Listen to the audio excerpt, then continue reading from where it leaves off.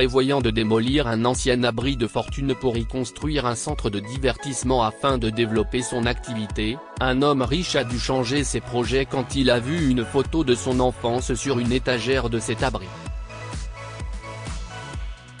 Jordan Morgan était un homme d'affaires millionnaire, ambitieux et rigoureux.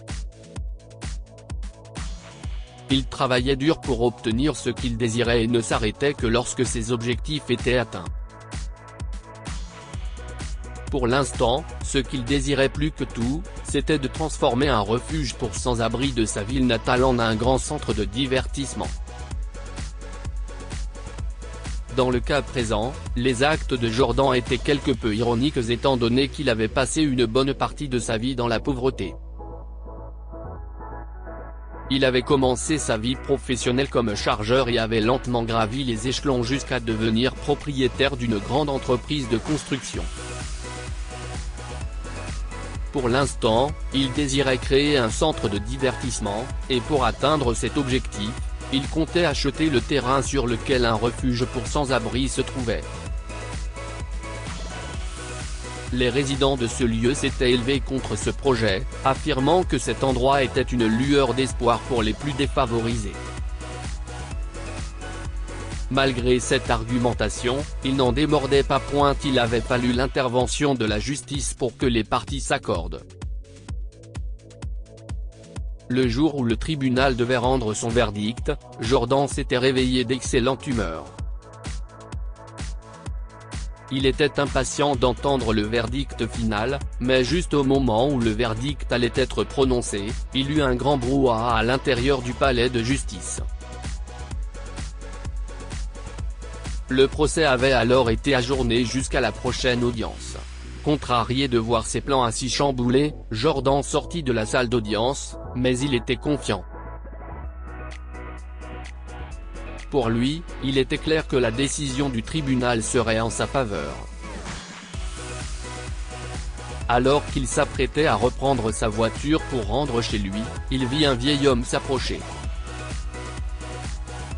Celui-ci lui prit la main et s'écria en tremblant, « Vous ne pouvez pas nous enlever notre maison.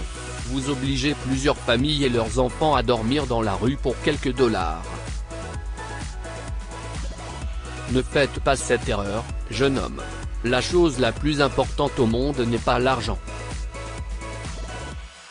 C'est plutôt de se rassembler et d'être amical les uns envers les autres. » Jordan sourit d'un air moqueur en retirant sa main. « Un homme qui n'a pas les moyens de se nourrir me fait des leçons sur la gestion de l'argent? Alors, je vais vous donner un conseil. Pourquoi ne pas commencer à emballer vos affaires dès que possible? Parce que ce bout de terrain sera à moi. Et personne ne pourra m'arrêter. Maintenant, dégagez du chemin. » Finalement, Jordan était entré dans sa voiture et avait demandé à son chauffeur de démarrer. Le vieil homme s'était mis à courir derrière la voiture en suppliant, mais ses cris n'avaient pas été entendus. Quelques minutes plus tard, il s'était arrêté chez un fleuriste pour acheter des fleurs pour sa mère. Cette dernière venait de subir une opération du cœur et n'était pas encore sortie de l'hôpital. Jordan était pressé de lui annoncer la bonne nouvelle concernant son projet. Il espérait qu'il pourrait ainsi lui remonter le moral. Toutefois, à l'annonce de cette nouvelle, il vit le visage de Madame Morgan changer. Elle avait l'air effondrée. Se tournant vers lui, elle demanda, « Comment pouvez-vous démolir une maison qui abrite tant de personnes dans le besoin? Allez, maman. Est-ce que tu te rends compte de la valeur de cette propriété? Si j'y développe un centre de divertissement, je pourrai y étendre mes activités, et nous pourrons examiner des propositions pour un canton. » Sa mère s'apprêtait à dire quelque chose quand elle avait commencé à sentir mal. Jordan avait immédiatement appelé un médecin. Ce dernier l'avait alors conseillé de laisser sa mère se reposer. Le fait qu'elle était encore en convalescence et parler pouvait fatiguer son cœur. Ce soir-là, pendant qu'il était chez lui, il se mit à réfléchir. En fin de compte, il décida de visiter le foyer avant que le tribunal ne rende sa décision. Il comptait ainsi établir un plan de base pour la réalisation des travaux. Le lendemain, il arriva sur le site avec sa secrétaire et se mit à expliquer au constructeur comment il procéderait dès qu'il aurait obtenu le feu vert. Soudain, une vieille femme s'approcha de lui. Elle marchait avec une canne, ses vêtements étaient souillés et elle devait avoir plus de 90 ans. Elle l'avait longuement regardé avant de dire en souriant, « Oh, non. Regarde-toi. Tu as grandi si vite. Mais tu n'as pas changé du tout. Tu es le même petit Jordan que je connais depuis des années. » Jordan leva les sourcils et demanda à la vieille femme s'ils se connaissaient. Souriant de nouveau, elle répondit par l'affirmative avant d'ajouter, « C'est l'endroit où ton père et ta mère ont échangé leurs vœux de mariage. » L'une des salles de ce foyer était utilisée pour les cérémonies de mariage par les personnes démunies de notre quartier. Et maintenant vous voulez démolir ce bâtiment? Ne faites pas ça, mon cher. Brusquement, elle fondit en larmes avant de déclarer, « Ne faites pas de mal aux âmes des pauvres gens qui vivent ici. » En écoutant le plaidoyer de cette pauvre femme, Jordan perdit patience. « Belle histoire, madame. S'il vous plaît, allez-vous-en que je demande à ma secrétaire de vous jeter dehors. » Le visage de la vieille dame s'était décomposé. « Je vous en prie, je vous en supplie. Nous n'avons pas d'autre endroit où vivre. » Où irais-je à cet âge? Avait-elle supplié. Mais Jordan ne s'en avait cure. Il fit signe à sa secrétaire de se débarrasser de la vieille dame et s'installa dans la pièce voisine. Il se mit à examiner la pièce tout en expliquant au constructeur la prochaine étape de son plan de construction. Pendant qu'il parlait, son regard fut attiré par une étagère en bois posée dans un coin de la pièce. Dessus, il y avait quelques photos encadrées. Il s'approcha de l'étagère pour scruter plus attentivement les clichés. L'un d'eux attira particulièrement son attention. Il prit le cadre pour l'examiner, ce qu'il y vit le cloua de stupeur. C'était une photo de lui et de sa mère. Celle-ci était très jeune à l'époque où le cliché avait été pris. Jordan était très surpris de voir cette photo. Comment est-ce possible? Pourquoi y a-t-il une photo de maman et moi ici?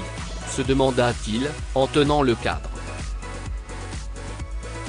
Ce jour-là, Monsieur David, le propriétaire du refuge, visitait également les installations avec Jordan et son équipe. Il l'avait longuement observé. Il s'approcha de Jordan et demanda en souriant, « Vous allez bien, M.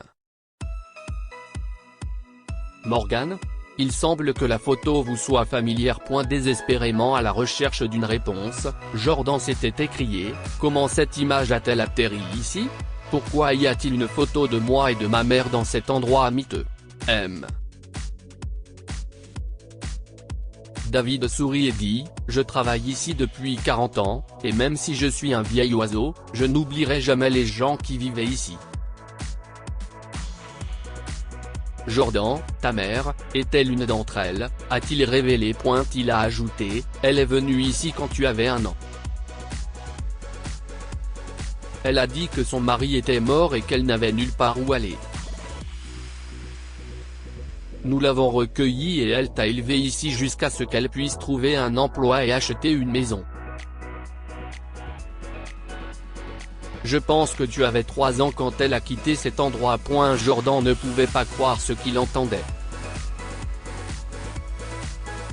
Il était conscient que sa mère l'avait élevé avec difficulté et qu'ils avaient été très pauvres dans le passé, mais il n'avait aucune idée qu'il était sur le point de démolir la maison où sa mère l'avait autrefois hébergé lorsqu'il n'avait pas les moyens de se payer une nouvelle maison. Jordan s'est senti mal et a pris ce jour-là une décision qui a changé sa vie. Après quelques jours, le tribunal a conclu que le terrain appartenait à Jordan et qu'il pouvait y construire. Les gens ont commencé à le maudire dans la salle d'audience, l'accusant d'être froid et dur. Ordre. Silence. Silence dans la cour, dit le juge. Puis Jordan se leva de son siège et se tourna vers les personnes présentes dans la salle d'audience, parmi lesquelles se trouvait Madame Morgan, en fauteuil roulant, qui était de l'hôpital quelques jours plus tôt. Avant que le juge ne délivre sa décision, Jordan se leva et réclama le silence. Il eut un grand silence dans la salle d'audience. Tous les yeux étaient braqués sur lui. En prenant la parole, il commença par s'excuser. Avant de déclarer, « J'étais tellement consumé par la cupidité que j'ai oublié comment être humaine envers les autres.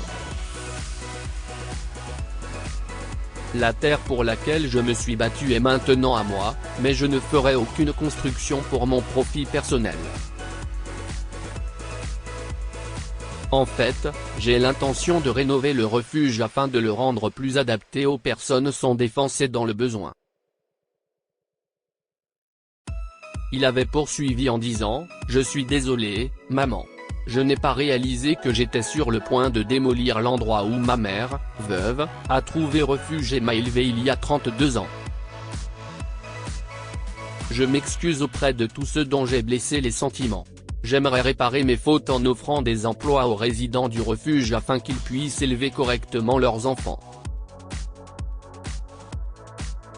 J'ai réalisé qu'il y a plusieurs choses dans la vie qui sont plus importantes que l'argent. Ce sont l'amour, la gentillesse et l'unité. » Le vieil homme qui avait précédemment demandé de l'aide à Jordan était présent dans la salle d'audience. Dès la fin de ce discours, le vieil homme s'était levé de son siège et avait commencé à applaudir. D'autres personnes avaient fait de même, et Madame Morgan avait versé des larmes de fierté pour la sage décision de Jordan. Que pouvons-nous apprendre de cette histoire? Démolir les liens basés sur la haine et les remplacer par ceux basés sur l'amour et la bonté. Comme Jordan l'a fait en réalisant qu'il avait eu tort de priver tant de gens de leur maison. N'oubliez pas vos racines. Le succès de Jordan l'a aveuglé pendant un moment, et il n'a pas reconnu qu'à un certain moment de sa vie, même lui était l'une de ces personnes appauvries qui essayaient de s'en sortir dans la vie. Cette histoire est inspirée par l'histoire d'un de nos lecteurs et écrite par un rédacteur professionnel. Toute ressemblance avec de véritables noms ou lieux est une pure coïncidence. Toutes les images sont utilisées uniquement à des fins d'illustration. Partagez votre histoire avec nous. Elle changera peut-être la vie de quelqu'un. Si vous souhaitez partager votre histoire, envoyez-nous un mail à info@amomama.com.